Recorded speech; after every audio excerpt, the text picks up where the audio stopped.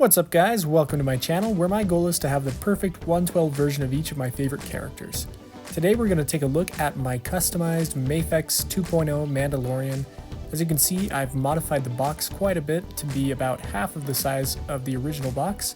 I have a tutorial on my channel if you're interested in learning how to do this yourself, but I do this with all of my figures just to make sure that I can store them in the boxes and not run out of space. Getting him out of the package here is the figure himself, and here is everything that he comes with. I keep everything in plastic bags behind the figure. And here is everything out of the packaging. As you can see, he comes with a lot of accessories to the point where it's almost overwhelming the amount of different looks you can have. And I kind of prefer to keep things simple in my display, but I won't complain. And here is one of his most important accessories, the child or Grogu. And I have modified him a little bit.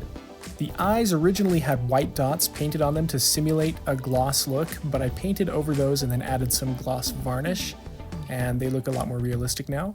His hair obviously is covered in this cotton fuzz, and I attached it using some matte varnish, acrylic, and then I sprinkled it. Then I added a little bit of texture to his robe. It didn't turn out quite how I wanted it to, but at least it looks a little bit more textured and cloth-like than it did before. And I did this with a little modeling scriber. He also comes with a version in the little satchel that Mando carries around, and this is done really well. I like the suede texture on the strap, and the bag itself has a pretty nice cloth texture, so it does a good job of simulating. And a really cool thing about this is that you can remove the head and replace it with the kind of neutral head sculpt. So these heads are interchangeable, which is a nice touch, kind of like this little open mouth, kind of interested or happy Grogu. Looks really cool. Then his jetpack is very nicely detailed. All of the details are super sharp, even on the areas where you wouldn't be able to see it normally. And the paint is super clean as well. And he comes with the Darksaber, which is similarly well detailed. The paintwork is super sharp and the details on the hilt are very well done. Then his rifle looks really great as well. This is actually the second version of the rifle. This is meant for holding it and firing it. He comes with a second rifle that is meant for strapping it on his back, which I'll show later. But it comes with this kind of electrical effect that you can plug into the prongs on the end. And he comes with his pistol, which is not pink, which is fantastic. I didn't have to repaint this. I'm not sure how that happened on the 1.0, but I'm glad that it didn't happen here. Then he comes with his little knife, and all of the details came out very sharp, pun intended. Now we have his alternate unmasked head sculpt, and I fixed the hairline where it was missed in the factory, and I'm kind of seeing that I missed it a little bit on that side. But I also added some gloss to his eyes, same gloss varnish I used for Grogu. Kind of makes him look a little bit more realistic and a little bit sad, which is perfect for this head sculpt. He also comes with a second helmeted head sculpt with a little flashlight on the side, and the detail is impeccable on this one. It's even better than the standard helmet, so I wish that you could remove the flashlight and have that be the regular helmet. And here is the figure himself out of the packaging. Just taking a look at his proportions and all the details. I think he looks really great. And I've body swapped him. I'll talk a little bit about that later. But first, let's take a look at all of the details with all the armor and the boots. Taking a look at the back of the figure, he is just packed to the brim with awesome details. From the 1.0 to the 2.0, there are not only a lot more accessories included, but the armor itself has this kind of darker paint to it, and then there's a gloss sheen over everything that makes it look very realistic. So everything looks really, really good in terms of all of the pieces that I salvaged from the Mafex. And everything can basically just be pried off with a flathead screwdriver. Now the helmet, as I was mentioning earlier, my helmet has a little bit of a defect, but everything looks really good other than this little hair that you can barely see when you hit the light right there. I don't know if it's even showing up on camera, but in person it kind of looks like a scratch, but it's a hair that got underneath the gloss coat. But that's really my only complaint with all of the armor, except for this shoulder pauldron is a little bit more translucent than the other one, and it kind of looks weird under heavy lighting, but that one looks great. The bandolier looks awesome, the belt. I've added a little bit of weathering into his blue abdomen armor, into the crevices there. The thermal detonators look great, and then his gauntlet has this little kind of display on it, and I painted all of those details in there, including on the interchangeable flamethrower effect. Now his thigh plates have this kind of pitting painted onto them that makes him look very realistic. His knee pad I've attached with this 3mm elastic cord that I dyed to be the same color as the suit practically. And I've added some weathering to the boots, just some dirt here and there, and I've also repainted the strap that holds all these cartridges in, just so everything was consistent. And I also painted some dirt onto the treads of the boots using a dry brush technique with some dirt colored paint.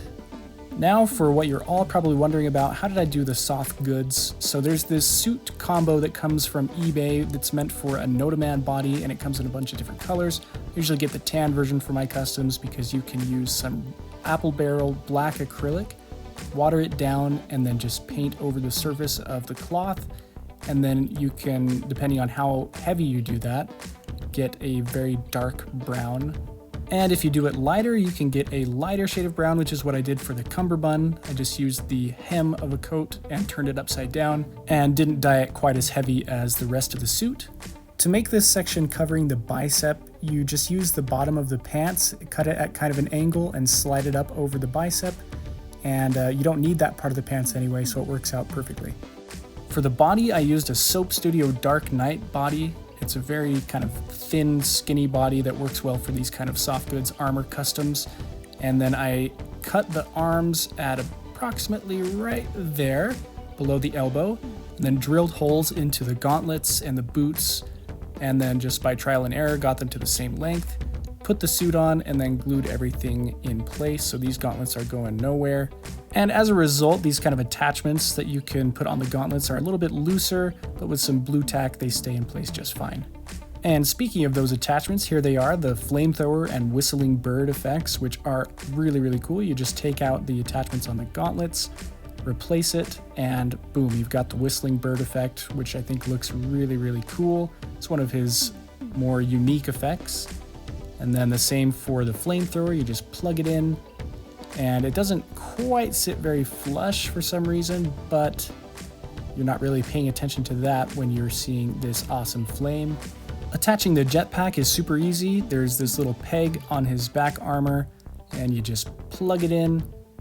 The trick is to get the cape to sit in a natural way, so you just tuck it behind there, and then it looks pretty good.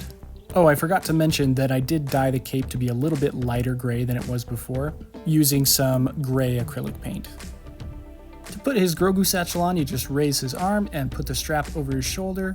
It's fairly self-explanatory.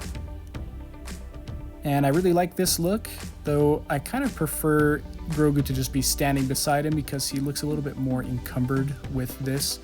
And I'll show you what he looks like with all of his accessories on. Well, not necessarily all, he doesn't have the rifle on his back, but this is the most accessories that you can get on him. And this is the kind of classic Mando poster look that I will probably opt for in my display. And as you can see, the rifle plugs in at the back here and it's very secure, whereas on the 1.0 it would fall off quite a bit. But it really just adds to his silhouette, so it's kind of a toss-up between this and the jetpack for me.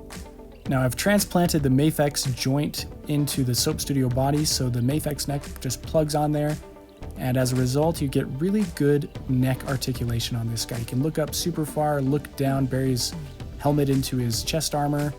It gets a really good amount of tilt. Kind of have to futz with it to get the same amount of tilt on the other side, but I'm really pleased with how that came out. You get a lot of expression, you can turn side to side. Now to switch out the head, it's really easy. You just pop it off and then you can put the unmasked head sculpt on there. And I think that looks really good for a Season 2 finale look. And you get a similar amount of motion on this head sculpt.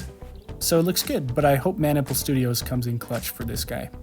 Now for articulation, he can raise his arm. This one goes above the cape, and on this side, because of all the bulky, you want to put the armor underneath the cape so the shoulder pauldron doesn't pop off.